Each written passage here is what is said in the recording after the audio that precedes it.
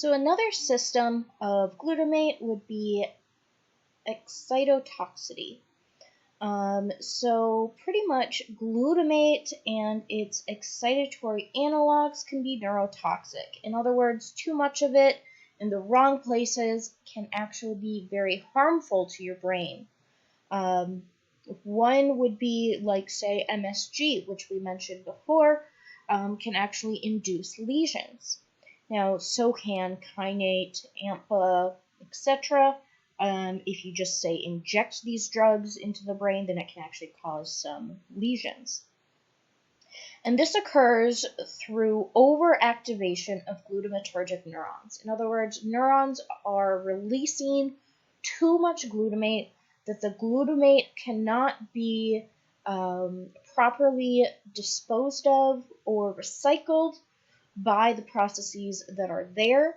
And so they kind of just hang out in the synapse or maybe even exit the synapse and can cause damage.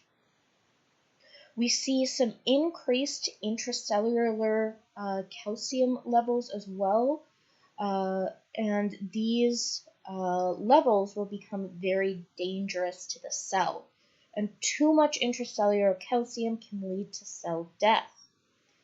Now, this excitotoxicity is thought to contribute to some pathogenesis of ischemia, ALS, traumatic brain injury, alcoholism, Huntington's disease, multiple sclerosis, and more. So you can see why this is something that we need to look at and why just giving people a whole bunch of glutamates is not a great idea. There is one disease, Lydigo-Bodig disease. This is a neurodegenerative disease that manifests very similar to ALS and Parkinson's. It's really only seen in Guam. So unless you're from Guam, you will probably not experience this, or if you go live in Guam, you might. But pretty much there's a local seed that contains BMAA, or beta methyl amino L-alanine. And BMAA is the drug that can actually cause this overactivation of glutamate neurons, leading to an increased intracellular calcium. And people don't actually eat these seeds, but the seeds are eaten by fruit bats. And then the drug is actually stored in the fat cells of bats. And then it's very common for the locals to actually eat these fruit bats. And so when they eat the fruit bats, then they're also absorbing the BMAA into their system. Now, this BMAA is very potent at AMPA receptors, kainate receptors, and NMDA receptors. So they really attack our major glutamate receptors, leading to this excitotoxicity effects. Now, some things that can happen in some patients that experience excitotoxicity is due to actual mutations. So in ALS patients, then they have a particular mutation that leads to an increase in intracellular calcium in their motor neurons. And that's why the majority of their early symptoms are muscular and has to do with their movements. And that's because this mutation in their motor neurons can actually lead to motor neuron death. Therefore, they are not able to then control their muscles, right? So when we have an increase of our intracellular calcium, what happens is normally in a high buffered cell, so this is the normal condition over here, then calcium will enter through our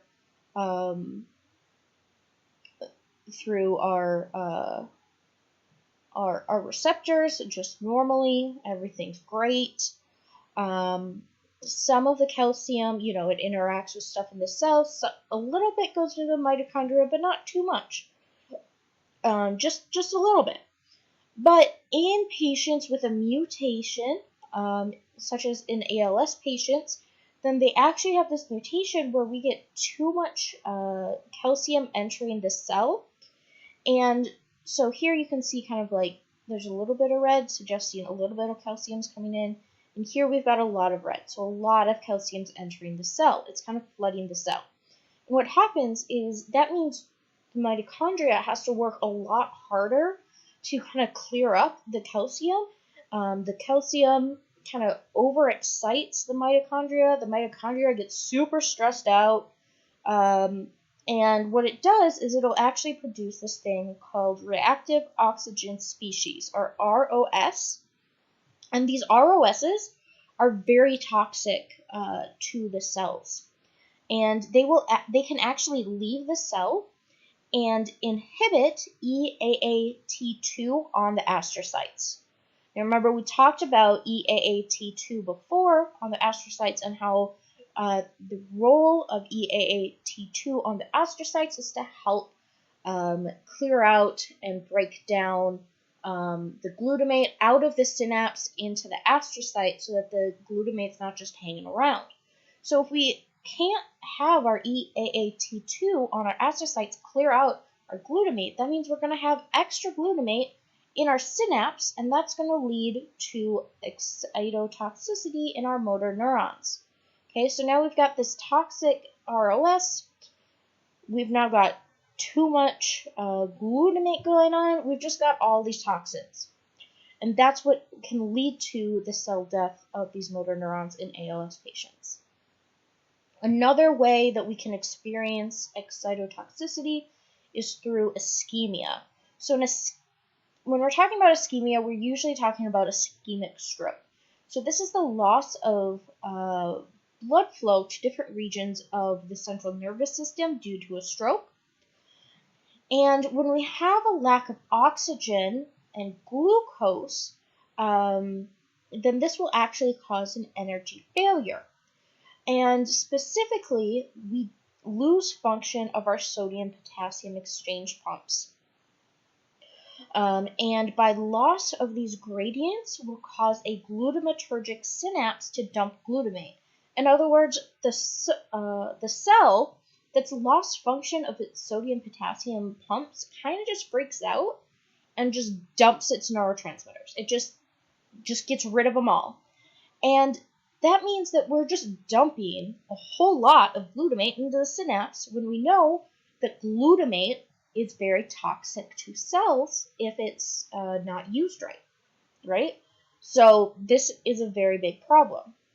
It also leads to an increase of intracellular calcium, because that's how our vesicles attach and are able to release, is an increase of calcium into the presynaptic cell, causes that fusion to allow the release of neurotransmitters. So we're increasing calcium to the presynaptic cell, we're dumping a bunch of glutamate into the synapse, and we have failure of our EAAT transports on our astrocytes, so we can't get rid of the glutamate, right? So this is how ischemia can lead to cell death and can be very problematic.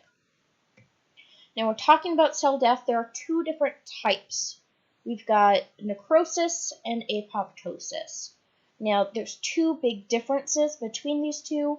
Necrosis is uncontrolled cell death. So this is cell death kind of like by accident. If you've had an ischemic stroke, then that would be due to necrosis. That's what's going to lead to your cell death. So what we see is sodium and chlorine will influx to the cell, which causes hypertenacity. Osmosis will then cause cell swelling. So more water will flood into the cell swells, and eventually it'll rupture. The cell membrane will break, and everything inside the cell will kind of flow out of the cell and just start floating around like rubble. Now, with apoptosis, this is programmed cell death. So this is very organized. Here, then calcium goes into the cell. It has an influx of activates intracellular pathways. So here we've got programmed mitochondrial generation of ROS. So this is where we want the mitochondria to make ROS because we have a plan for it. We see depolarization and swelling of the mitochondria. And then the mitochondrial damage will lead to a formation of pores in our mitochondrial membrane. And by the mitochondria breaking up, this will initiate apoptosis. Also important with apoptosis is that because it's programmed cell death, then the body's kind of prepared a way to clean up all the dead cell. So we've got our phagocytes will come and help remove all this dying stuff so that it can't go damage other cells. Whereas in necrosis, after the cell kind of pops, right? So we've got it inflates, holes in the membrane, everything from the membrane or inside kind of flows out. We got rubble all over. This is just going to kind of hang out because the body hasn't prepared for the death. And so now the debris from our necrosis cell can actually go on and injure other cells and can actually lead to larger cell death than we might have wanted. Now, with glutamatergic cell death, then when we're talking about glutamatergic cell death, this can be involved in either apoptosis or necrosis. So it can do both.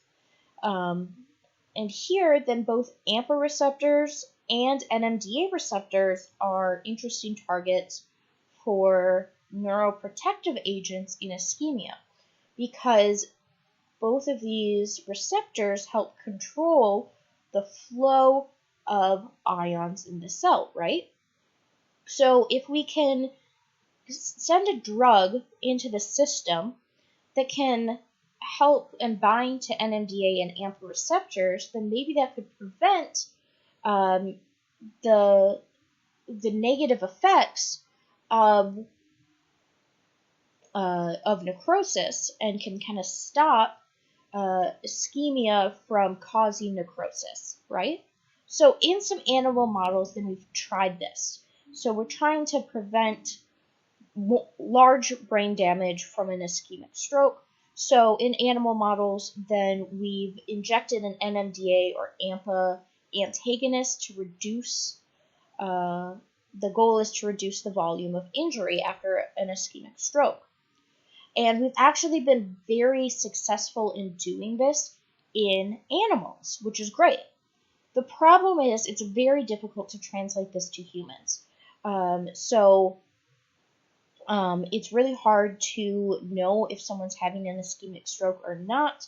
And we have to actually, with the animals, then we inject the antagonist very quickly or even before we initiate the stroke. Whereas with humans, it's very challenging to do that. And, it's not one of the first things you want to do is just inject an antagonist into someone's brain if they're not having a stroke. So clinical trials for stroke can be very difficult because you have to first account for the nature of the injury. You have to identify the injury. And then a lot of people aren't aware that they've had a stroke until later on. So using our NMDA or AMPA receptor antagonists as a treatment for stroke is something we're looking into, but it's not ready yet. So here's just a fun little diagram to show you the differences between necrosis and apoptosis, both of which are types of cell death, and just reminding you that glutamate can be the cause of either.